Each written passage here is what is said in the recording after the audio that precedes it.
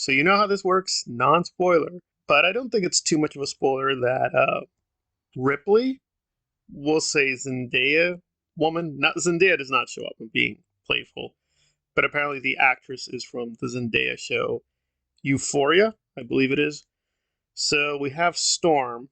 This episode focuses on Ellie and her backstory, which includes her being, shocker, lesbian. Well, I'm not probably going to be pearl clutching as much as some reviewers are on the right wing who brought up a lot of, I think, legitimate issues whether Neil is diverging too much from the source for his alleged agenda. Again, my usual stance is I don't really take the agenda per se too much into account unless it distorts the storytelling.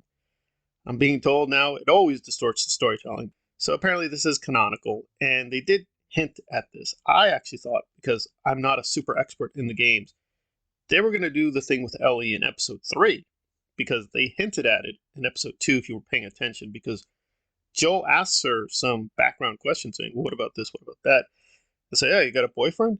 And you could tell from her expression and the way she responded, she was like, no, I don't really have a boyfriend. And you're like, oh, okay. Well, she doesn't have to have a boyfriend. And then, of course, you're like, I knew in my head, oh, yeah, she did have a relationship, but with a woman. So what about the story onto itself? Well, they did set it up.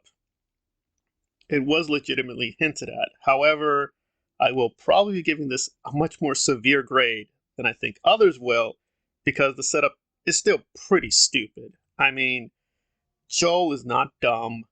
Joel is a hunter. They've set Joel up to be somewhat competent, but he took weapon out of his body, which causes further bleeding. Like, that does not make any sense. So he basically fucked himself in the ass. Like, why would he do that? He's not that stupid. It's fine what they did with the story, but the setup here and the premise was really, really lame.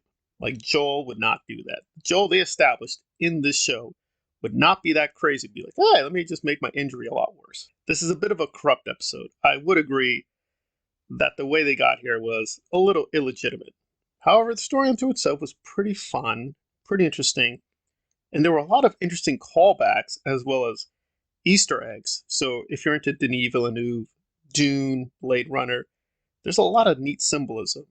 I mean, maybe I'm reading too much into it, but I thought the unicorns, I thought that was a nice little touch to Blade Runner and the symbolism there. There's also a lot of Alien, because this relationship feels a lot like Ripley. Pretty interesting. I don't know if that's an intentional homage with Riley Ripley, but that was a little interesting. I'm not saying that Ripley and Newt had a romantic relationship, but I do think that female bonding kind of experience is being transferred over. And we'll have to wait and see how well they develop all these now new factors, I guess we'll say, with Ellie and the way she's acting, why she acts the way she does. Presumably, this tragic love story really impacted her. Because, of course, I don't think it's much of a spoiler. When you think it through, it's like, well, wait a minute. Okay, so she had vaguely some kind of romantic interest. What happened? Well, given it's a zombie apocalypse, we kind of know what happened. I did find it interesting they gave Riley a little bit more of a political background. So I wonder if that's concurrent with the games. Because I know that, technically speaking, yes, Ellie is canonically not heterosexual, we'll put it that way. But that's not technically in the first game, from what I understand. It's basically in a side game. It is a bit of cheating to bring this in and to highlight it so much. And of course, you're going to get the complaint again from episode 3 that they're stretching out the story. We don't need all these details. They should focus on Joel and Ellie. And I would agree that Joel should be sort of co-equal in terms of the story, but we did see a little bit of Joel's backstory. They spent that time in the first episode, which a lot of people did not like, and they hated that, but I thought it was great. I thought it was very good to build up the character. So it's only fair we concentrate a little bit now on Ellie and her side of the story. Still, I've concentrated on the aesthetics. Is there a politics going on with an alleged agenda? I don't know. I guess my rule would be the rule of tolerance. As long as it doesn't overly distort the story, I don't see a big deal. Again, if I'm going to tolerate Rambo and the fascism there, and Sylvester Stallone being conservative and Mel Gibson, we should play fair to the other side. But you'd have to be very naive to think that this is being done abstractly. This is pretty clearly a reaction to Trump and things like that. So make of that what you will.